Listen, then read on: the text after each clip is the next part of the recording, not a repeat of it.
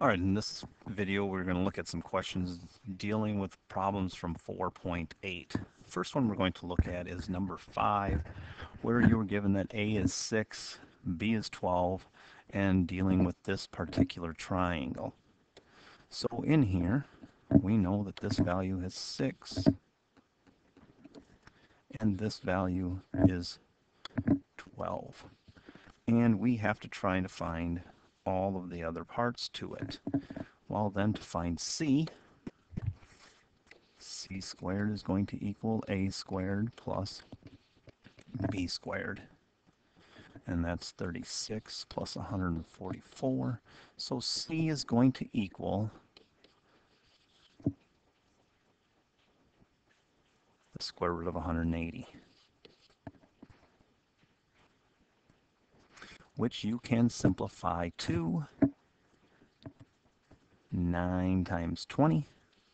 And 20 is 4 times 5, and the square root of 9 is 3, and the square root of 4 is 2, so it would be 6 times the square root of 5.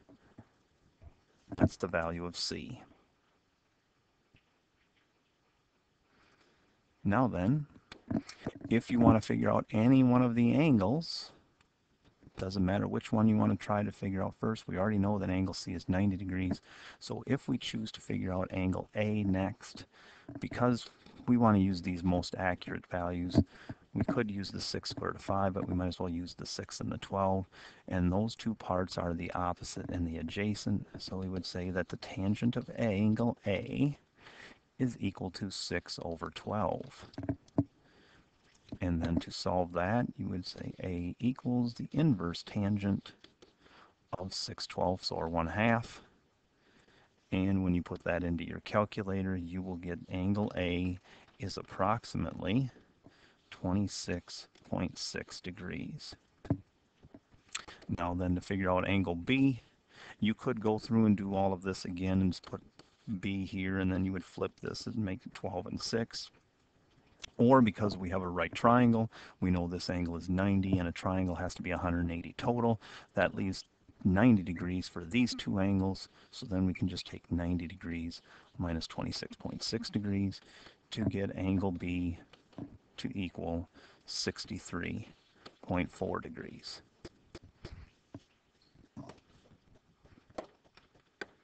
Okay, then moving on to problem number 9. Basically the same thing. You know that angle A is 12 degrees and 15 minutes. And you know that side C is 430.5. Well, so first thing, because this is angle A and it's 12:15, then angle B up here is going to be 90 minus 12 degrees 15 minutes. And remember that 60 minutes are in a second, so this becomes 89 degrees 60 minutes.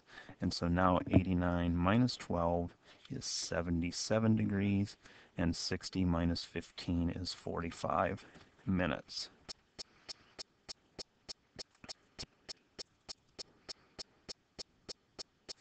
And so then, to figure out the other two parts of our triangle, if we want to figure out this side, which is side B, since we know this angle, we would say cosine of 12 degrees 15 minutes is equal to B over 430.5.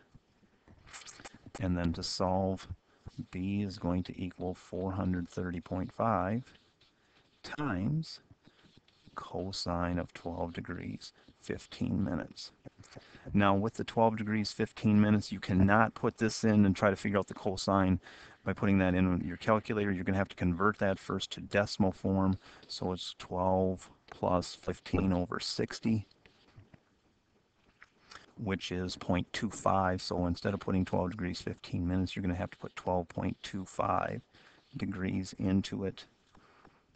And when you get that, then B is going to equal 91.34, approximately. No. That's the other answer. This one is 420.7. Then to find the other side, this side A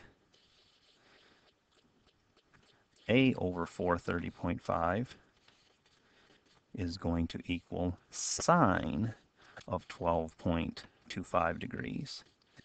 And then A is going to equal 91.34. And the other way that you can find side A, once you know side B and you know side C, then you could do the Pythagorean theorem and say A squared plus 420.7 squared equals 430.5 squared, and then solve that, and you would still get 91.34. Okay? Then moving on to question number 23. This one was dealing with a balloon.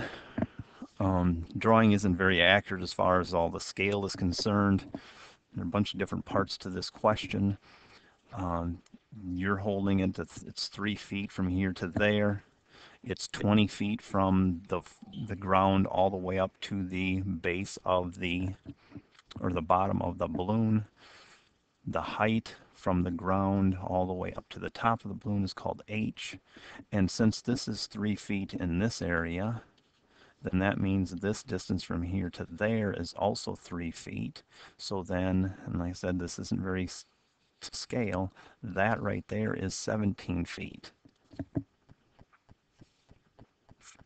Now the first thing that they wanted you to do is figure out the length of the guy wire to the top of the balloon. Well, if you look at this triangle in here, let's see, from there to there, from there to there, and from there to there, there we have our right triangle. And if we pull that out of there, this is L, the distance from here to there is 100, and the distance from here to there, which is from here down to here, this whole thing is h, and then we're back up 3 feet, so this is going to be h minus 3.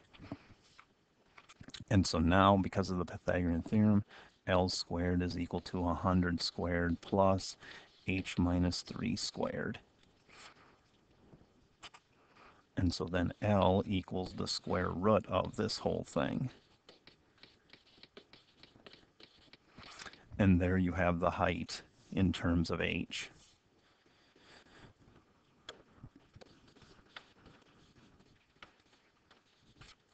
Part B then wants you to figure out what theta is. So, dealing with this angle here, tangent of theta is going to be h minus 3 over 100. Or you could say that cosine of theta is equal to 100 over L. Or you could say that sine of theta is equal to h minus 3 over L. All of those would work.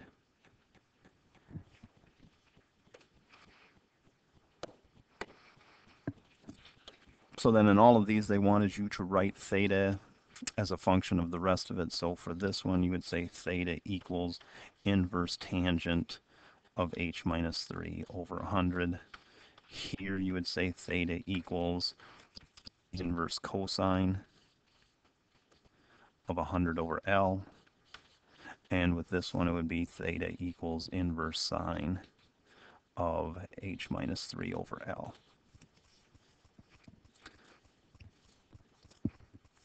finally then they tell you that this is going to be 35 degrees. And they want you to figure out how tall the balloon is. Okay? So, say tangent of 35 degrees is equal to h minus 3 over 100. And then solving that, you would get tangent of 35 degrees times 100 equals h minus 3. And then h is going to equal 100 tangent 35 degrees plus 3. Now that gives you the value of h, which is the distance from the top of the balloon to the ground. But then remember that the balloon does not go all the way to the ground. The balloon, the bottom of it is 20 feet above the ground. So whatever this answer is, then we have to subtract 20 from it. And so then the balloon height is going to be approximately 53 feet tall.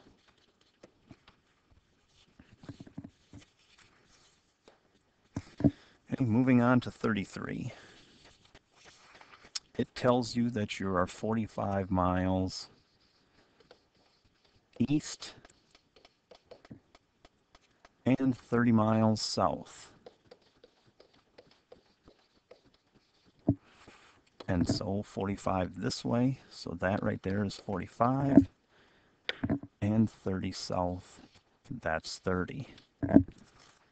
And it wants you to figure out the bearing that this ship needs to take to get back to this port. So we have to figure out that angle right there and call it theta, or whatever you want to call it. And so because we have this 45 and that 30, we don't have to calculate the hypotenuse because we can just use tangent of theta is equal to 45 divided by 30, which then means the inverse tangent of 45 over 30 is going to be our answer, which is 56.3 degrees about.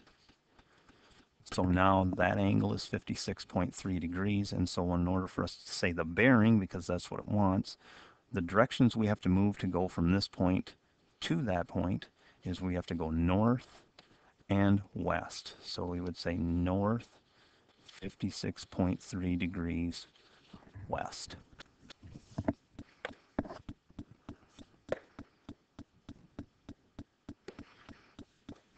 All right, moving on to 35. You're given this drawing, and it says that the distance from A to C is 50 meters. It also tells you that the bearing from A to B is north 32 west. So here's A, there's B, so we have to put those in. This angle right here is 32 degrees. Then it tells you that the bearing from C to B is north 68 degrees west. So over here at C, we put in another coordinate plane. That angle right there is 68 degrees. Okay? Now, we know that this angle right here is a right angle. And the first question wants to know, what is the bearing from A to C?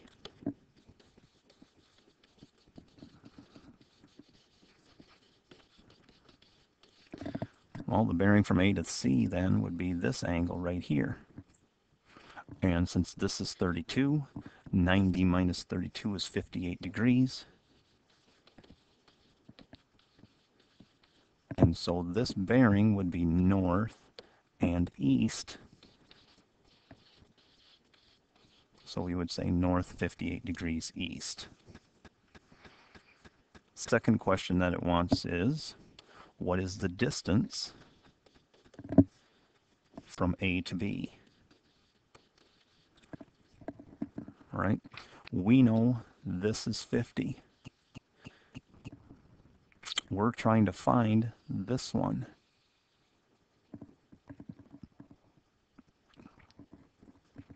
So we are either going to need to know what this angle is or what that angle is if we're trying to find that. And then we can use the tangent ratio. So let's look at this angle here.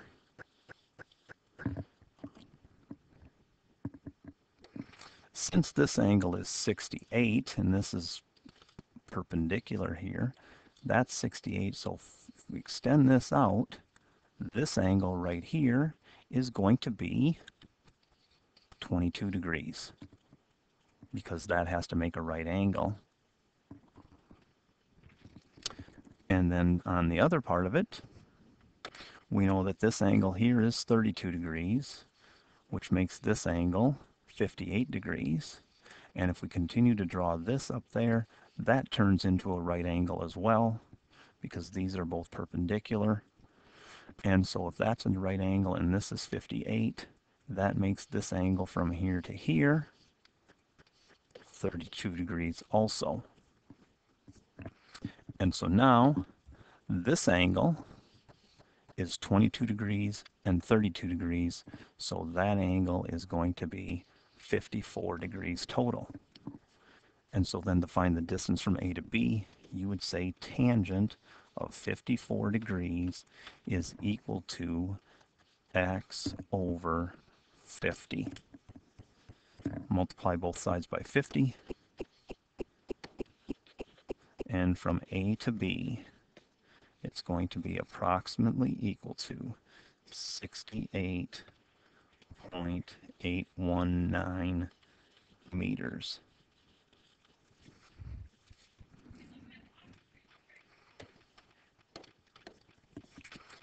All right, for 39, you have a plane that's, or a ship, two ships out here, and this is a lighthouse.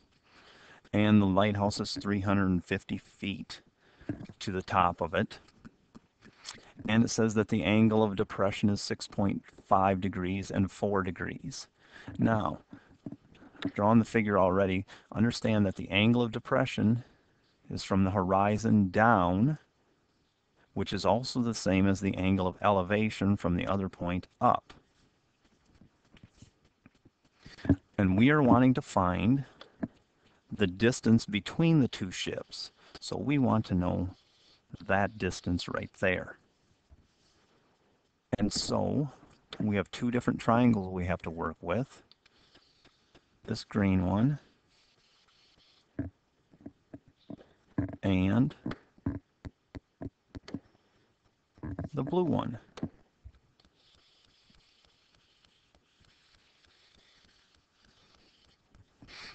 So for the blue triangle, we have this is 4 degrees. We know this is 350, and we want to find this whole distance.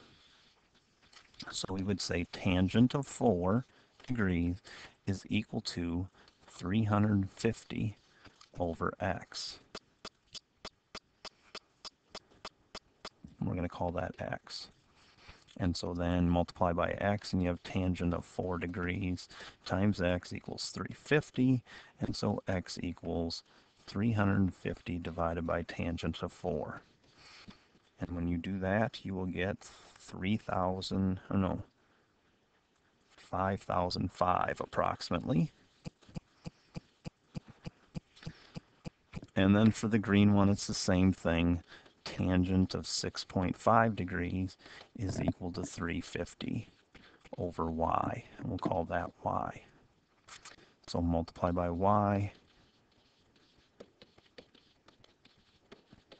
And then y is going to equal 350 divided by tangent of 6.5. And that value is going to be 3,072 approximately. So from here to there, it's 3,072. From here to there, it's 5,005. And we want to find from here to there. So now all we have to do is subtract these two distances to get 1,933 feet apart.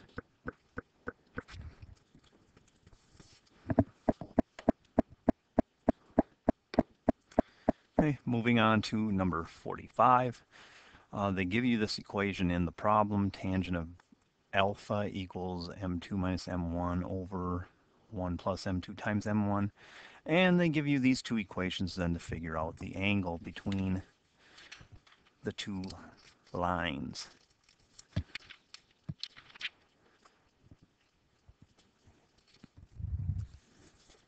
And so the first thing you need to do is get y by itself. That would be 3/2 x minus 5/2. And so our slope is 3/2.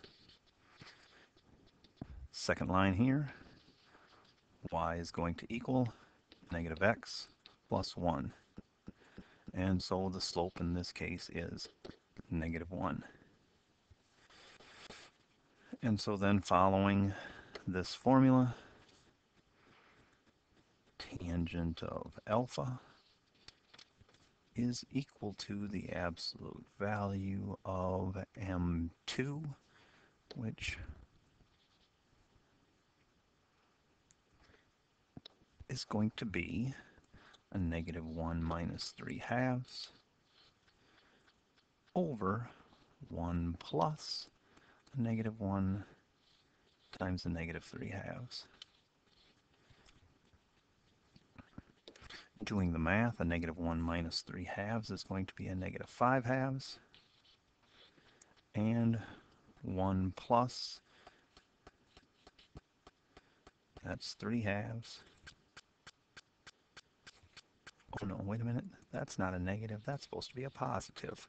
So then that's 1 minus 3/2, so that's a negative 1/2. And a negative 5/2 divided by a negative 1/2 is a positive 5. And so the absolute value is just 5. And so now tangent of alpha is equal to 5. So alpha equals inverse tangent of 5, which is approximately 78 degrees.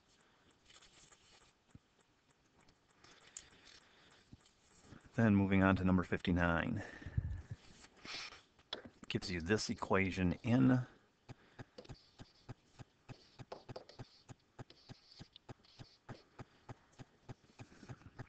a sine wt, and it says that the frequency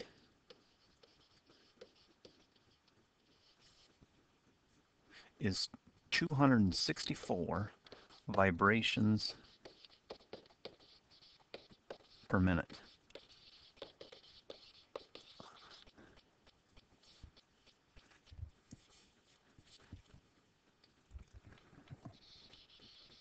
So, didn't really talk about frequency, but just so you understand, frequency is the reciprocal of the period. So if the frequency is 264, the period is 1 over 264.